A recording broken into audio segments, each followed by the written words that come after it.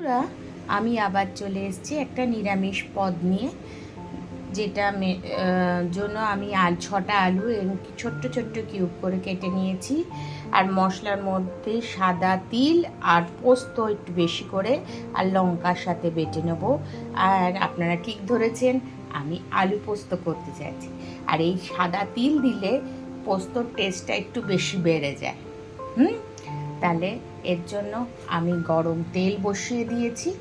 এরপরে আমি আলুটা কিন্তু আমি দেব না, এই আলুটা আমি একটু গরম জলে ভাপিয়ে জল ফেলে নেব।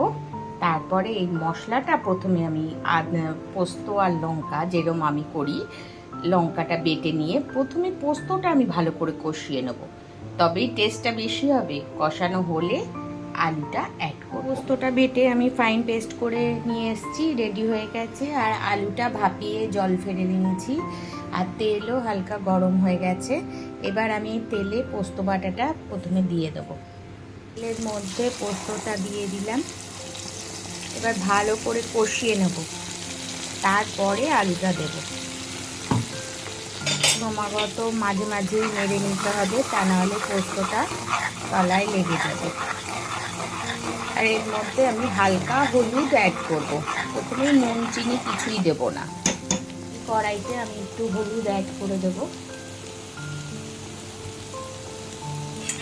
হলুদটা দিয়েও নাড়াবো, মাঝে মাঝে আমাদের নাড়াতে হবে, তা নাহলে পোস্তটা তলায় লেগে যাবে, পুড়ে যেতে পারে।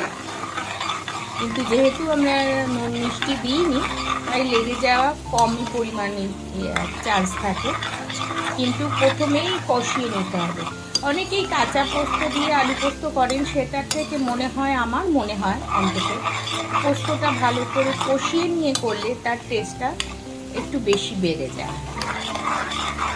আপনারা সবাই একটু চেষ্টা করবেন এরকম করে করতে, দেখবেন যদি ভালো লাগে।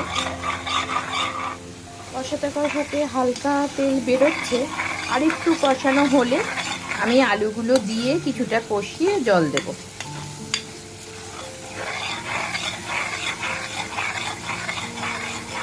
এইবার আমি ফিরে এসেছি।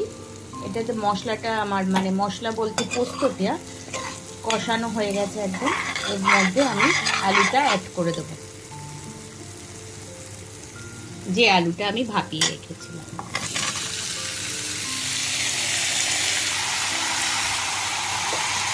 আর এবং আস্তে আস্তে তিন আঁচে আমি এটা পোস্তর সাথে মিশিয়ে নেব। আর অল্প কিছুক্ষণ কষিয়ে তারপরে জল, নুন, মিষ্টি সব দিয়ে ঢাকা দেবো। আর পোস্তটা আলুর সাথে ভালোভাবে মিশে গেছে এবং হালকা কষানো হয়েছে। এবং আবার আমি নুন দিয়ে দেব। নুন দিয়েও একটু কষিয়ে একটু পরে আমি আবার একটু চিনি মিশিয়ে জল দেব। এবার আমি আবার চলে এসেছি 5 মিনিট পর। নুন দিয়ে হালকা কষানো হয়েছে, আমি একটু চিনি মিশিয়ে দিলাম আর দিয়ে দেব অল্প জল পরিমাণ মতো।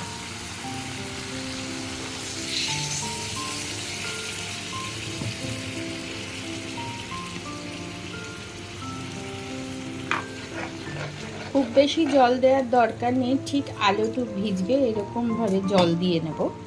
নিয়ে এবার আমি ঢাকা দিয়ে 15 মিনিট সেদ্ধ হতে দেব। তারপরে হয়ে গেলে আমি দেখাচ্ছি।